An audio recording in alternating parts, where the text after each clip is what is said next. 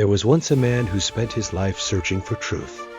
He traveled to distant lands, sat with teachers, read every book he could find. Every answer came wrapped in another question. Every teacher pointed somewhere else. He grew exhausted. Not from the traveling, from the adding. Because everywhere he went, he brought his fear with him. His desire to arrive somewhere final. His memory of every disappointment. His identity as a seeker, which required him to keep seeking. He didn't know the search itself could be the obstacle. One evening, old and tired, he sat by a river. He wasn't meditating. He wasn't seeking. He was simply too exhausted to do anything else. And sitting there, he noticed something strange. His mind was constantly adding things to what he saw. The river wasn't just a river. It was a reminder of time passing, a trigger for memories, a source of anxiety about how little time remained. He noticed this, not with judgment, just with recognition. And then he began removing the additions one by one.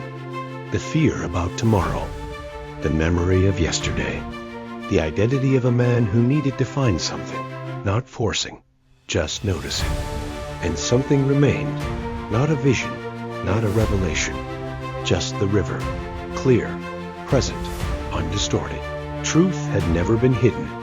Beneath every fear he had projected onto it, beneath every desire he had layered over it, beneath every identity he had built around finding it. Truth was simply what remained when all of that fell away.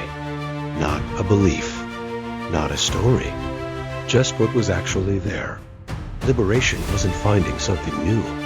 It was removing what was never real. The river still flooded in winter. The cold still came. Difficulty remained exactly as it was. But confusion dissolved. And in that clarity, he knew exactly where he stood. Not because he had finally arrived somewhere, because he had stopped adding things to where he already was.